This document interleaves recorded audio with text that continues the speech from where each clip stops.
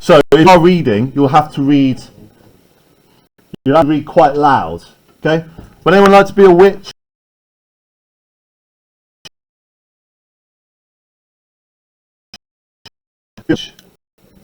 Thank you, Marla. Can you be witch? First witch? Second witch? Michael, thank you. Second witch? Third witch? Thank you. Right, there we go. So, first thing I want to write down, please, on this is... Got a pen? So, the first thing I want to write down here is that the scene, as you mentioned, the scene is very, very short. Okay? It's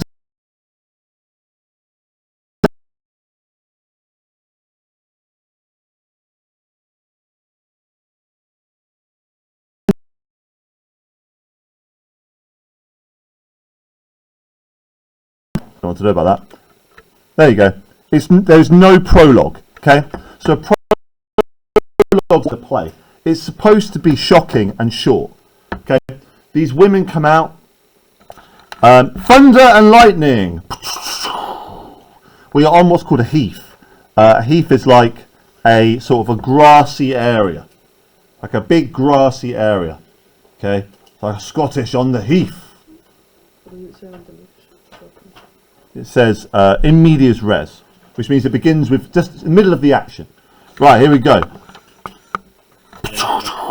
Enter three witches, as loud as you can, please. When shall we three meet again? In thunder, lightning, or in rain? When the hurly-burly. Hurly-burly. Ever heard that word before? Right, underline that one then. A hurly-burly is a battle. Right? Hurly-burly is sort of just like chaos. Battles and chaos. Sorry, second witch. Carry on, please. When the battle's lost and won. That would be Aries. Where the place? Upon the heath. I can't Grey Mountain. Paddock cool. All together. We can all do this together, please. All of us. Fair is foul, and foul is fair. Yeah. Right. Now, to understand this, fair, uncircle please. Fair means beautiful, right? So, fair is beautiful and foul is horrible. So, foul is horror. So, there's this kind of idea. Now, there's a lot in this play of what we call a kind of duality. So, in this first bit already, there's a number of situations where something is both good and bad. So, all things that are beautiful are also horrible. Fair is foul and foul is fair. Fair is foul and foul is fair. Okay. Also up here, when the battle is lost and won, how can a battle be lost and won? How's that possible? Yeah. Exactly right. There's two sides. So there's this idea that everything has two sides. But what they're really talking about is Macbeth. The idea is that Macbeth is Macbeth, but also all people. So the idea is that all people are good and bad. Even the most heroic people have evil within them. Fair is foul and foul is fair. Fair is foul and foul is fair. Hover like floating witches through the fog and filthy air. So there's kind of a darkness to this, right? But notice, they have this kind of evil plan. They want to meet with Macbeth, right? They're going to meet with him. It's not random. They've targeted him. Yes, sir. Wait, so what is Grey Mountain? Oh yeah. So Grey Malkin and Paddock, these are like their little familiars. So they have. I think Grey Malkin is a cat, and Paddock is a toad. But they had almost like little witchy pets. So like, come on, Grey Malkin, the cat. So he picks up his cat, picks up the toad, and then Anon is like, I'm coming as well. So they kind of appear, they're like, well, when we're going to meet again, we'll meet here with Macbeth, and we'll do our evil plan. Okay, now, Michael, you said to me earlier on, these are the catalyst. Okay, they are the thing that come and create Macbeth's change. Good. Right, then we immediately go into Act 1, Scene 2. Now, Act 1, Scene 2 takes place in a camp that is sort of near the battle. Okay, Okay, so remember that Scotland is at war. I'll just write this down for the notes later. Scotland is at war. Duncan, because he's kind of an old king, so Duncan is the king of Scotland. He's a pretty old guy, so he's not out there fighting. He's kind of a good old noble man, yeah. Wait, what does Anon just means like, I'm coming, like me too. Malcolm is his eldest son. Okay.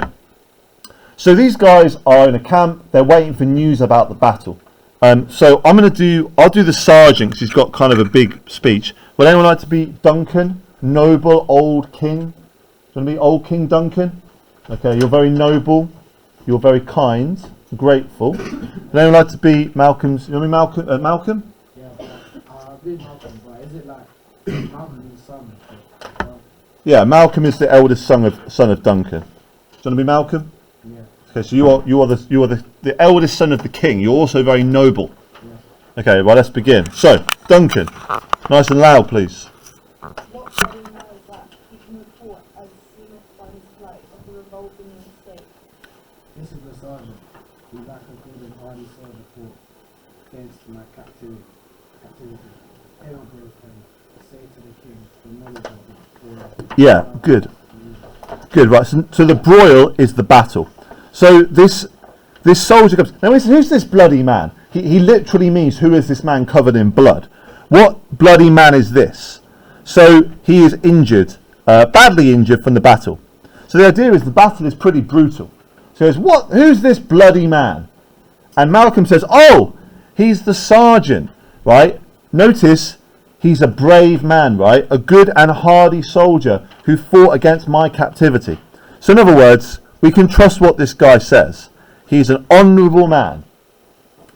Please, soldier, tell us about the battle.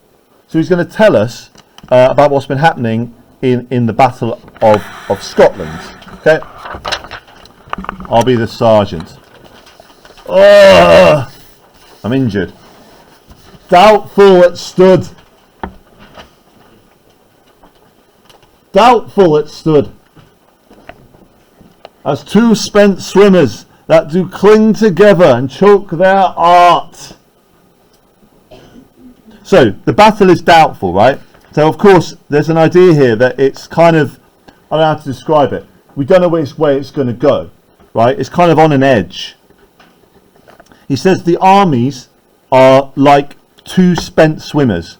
So to be spent means that you're tired, right? So two tired swimmers that are kind of clinging to each other and choking their art. So they've fought really, really hard, and now they're both going to drown. There's kind of this horror, if you like, this horror of the intensity of the battle. The merciless MacDonald, worthy to be a rebel, for to that the multiplying villainies of nature do swarm upon him. So this guy here, now this is where it gets a little bit confusing because there's lots of villains here, right? So MacDonald is a traitor. Okay? So notice he's merciless, which means he has no kindness or goodness in him. He's a rebel.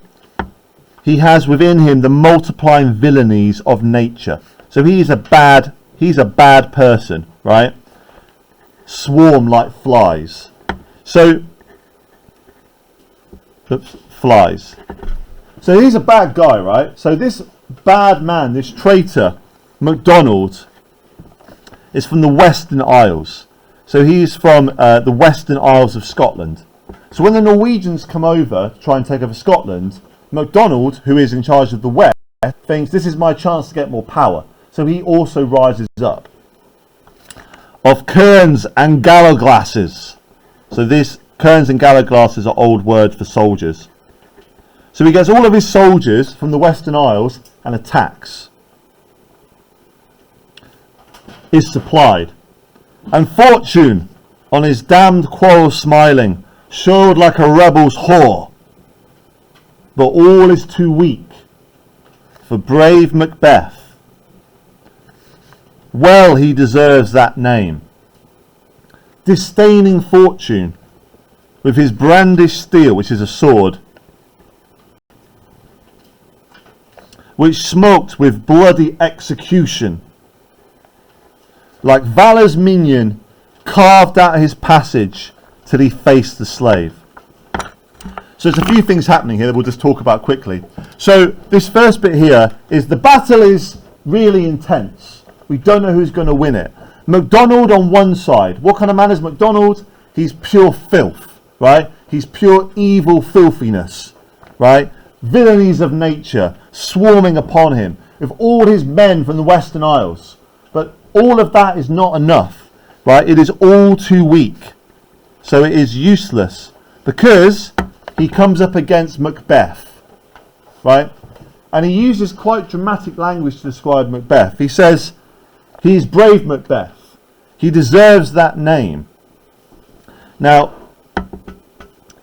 fortune, if you underline fortune, fortune means fate. You've heard of someone being fortunate, right? It's fate. So Macbeth doesn't care. He doesn't care that he's outnumbered. He disdains fortune. He says, I'm not going to go with fate. I'm going to change it for myself.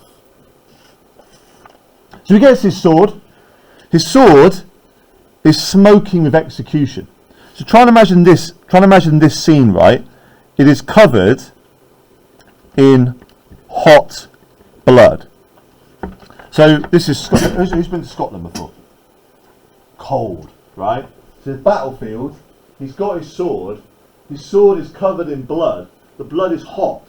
So as he walks through the battlefield with his sword is steaming.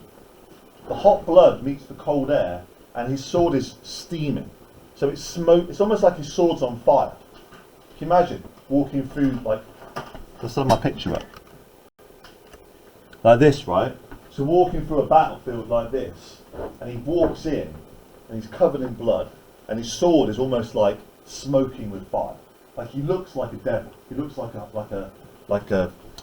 demon, right? He carves out his passage. So MacDonald's over there. Macbeth comes in and he's carved through people, right? Carve is a word that we use to talk about meat, right? You carve meat. So the people in front of him are like meat. He just carves through them, like it's easy, until he gets to the slave. The slave is MacDonald, right? So he carves his way. Now I like this word, I like this bit here, carved, because it makes it sound like it's easy for him, like carving a piece of meat. Yeah? It's easy. Again, it's a metaphor, right? Till he faced the slave. He never shook hands, so he disrespects this man, nor bade farewell to him, till he unseamed him from the nave to the chaps, and fixed his head upon our battlements. Now, that is what he's done to this man. Go on. Yeah. Where's the nave? Your navel, your belly. The chaps. So he gets an axe. He walks up. He carves through all these people. Right, carves through them. Gets to MacDonald. Doesn't be like, nice to meet you. Doesn't say anything. Grabs an axe and just does that. And splits him in half. He unseams him. What's a seam? That's a seam that holds your clothes together. So it describes cutting a man in two, physically in two, like pulling apart two bits of cloth. Right? So again, what it does is it emphasises his power, right? The power and violence of this man. So I'm going to put down here, power and violence. Okay? So he cuts the guy in half. The nave is the belly. The chaps is the jaw. And he unseams him. So again, it makes it sound easy. Like, just like pulling apart two bits of thread. Right? But he slams this guy and splits him in two. Like a cheese string. Does cheese string still exist? Like a cheese string. Look at Duncan's reaction. Duncan, look at your reaction to this. Oh, sorry. And he fixed his head up on the battlement. So he cuts off his head and he puts it on top of a spike. Okay, they used to do that as a warning for traitors.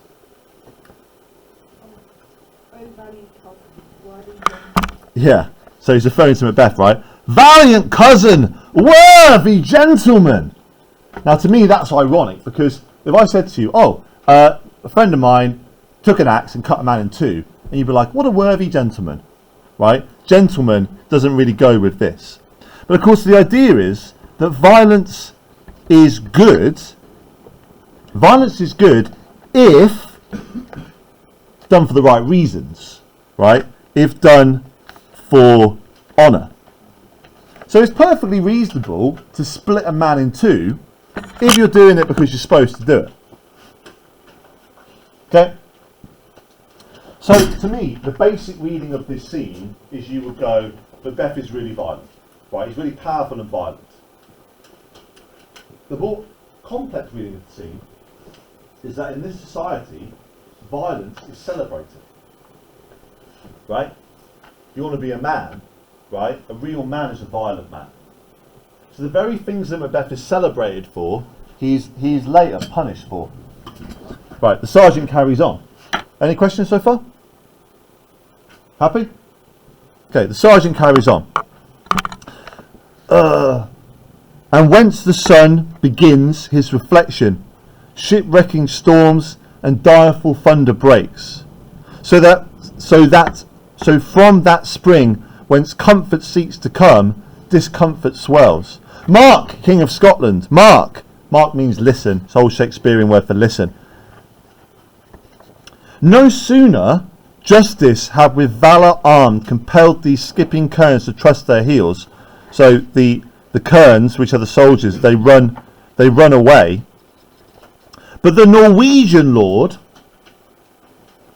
surveying vantage, so advantage or opportunity, with furbished arms and new supplies of men, began a fresh assault.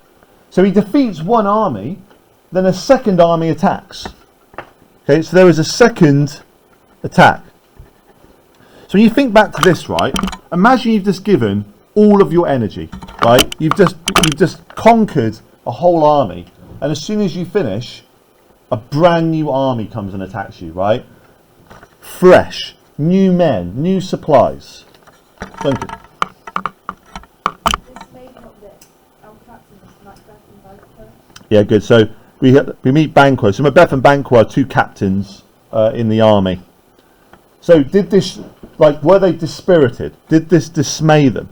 To be dismayed means to be, I don't know, if you're dismayed, it's like to be shocked, or shocked/scared. So were they scared by this new army? Oh yes, they were scared. As sparrows, eagles, or the hare, the lion. So he's joking. So when he says yes, what he actually means is no. He says, oh, they were scared, all right. The same way that an eagle is scared of a sparrow. What's a sparrow? Little bird. An eagle? Big bird, right? So the eagle and the lion are Macbeth, right? They're Macbeth. The hare, which is like a rabbit, and the sparrow are the army. So he says, were they scared? Were they worried about this new attack?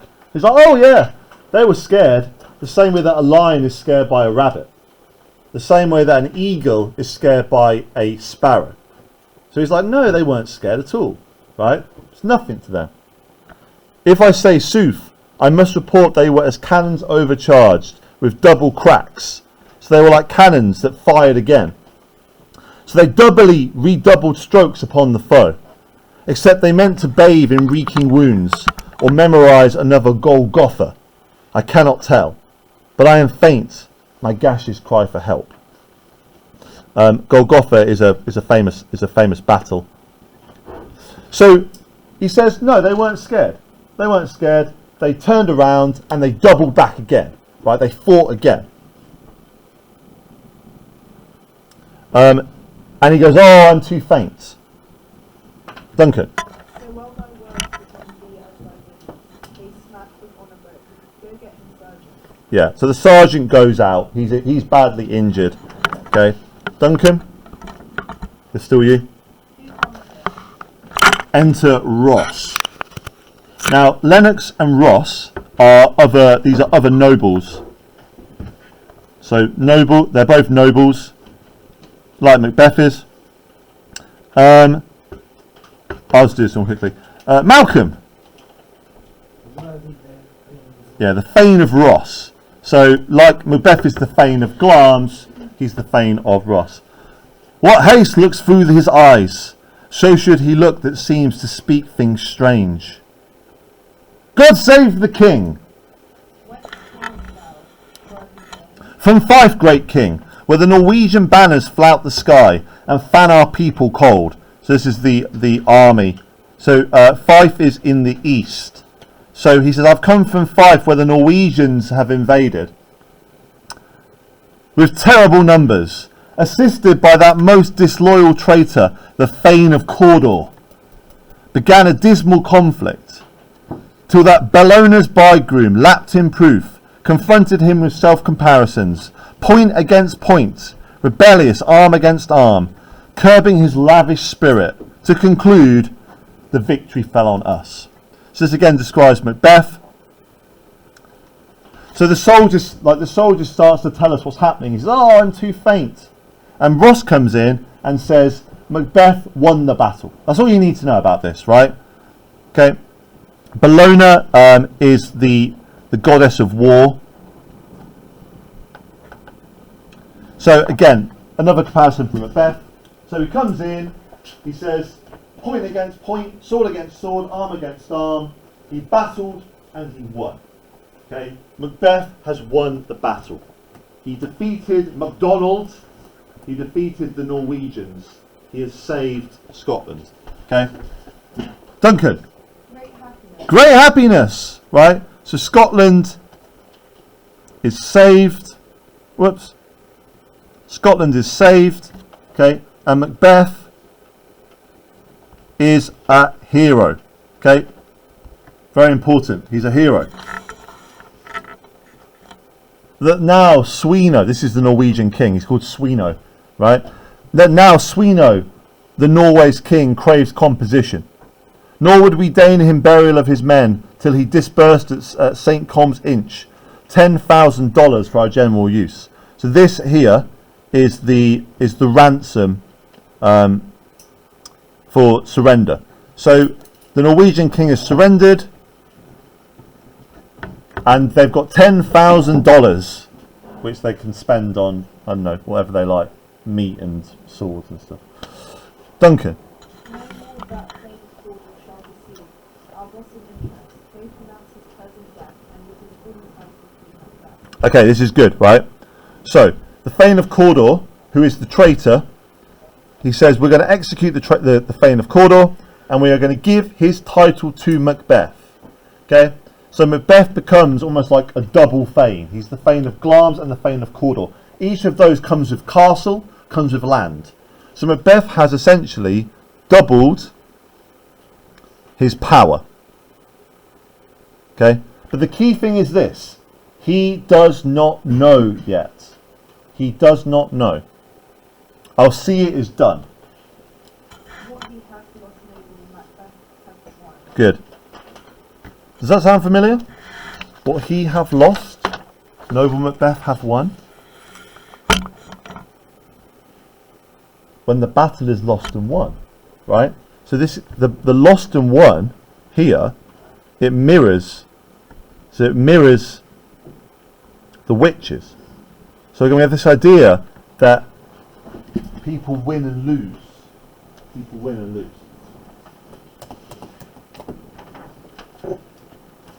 So this is the first scene of the play. Now the first scene of the play has important jobs. There's some things that we learn that set up the play for later on. The first we learn is this. What I do is, if you want to just bullet point these down here at the bottom, okay? I'm just going to say them. So the first thing we learn is that Macbeth is a great hero, right? He's an exceptional soldier. and he is a great hero. I'll add them down. So, add these down here, please. Okay, these are things that we learn from the beginning of the play. Okay, so first of all, Macbeth is a great hero. Okay, he's a great hero. He's an exceptional person. Now, of course, the point is, he's an exceptional person. Because the point of the play is that even the greatest people can fall, right? If he was a villain who kills the king, it doesn't make any sense, right? He actively risks himself to save the king, and then by the end of the play, he then turns and kills the king. So the idea is that his fall is great, right? That he has a great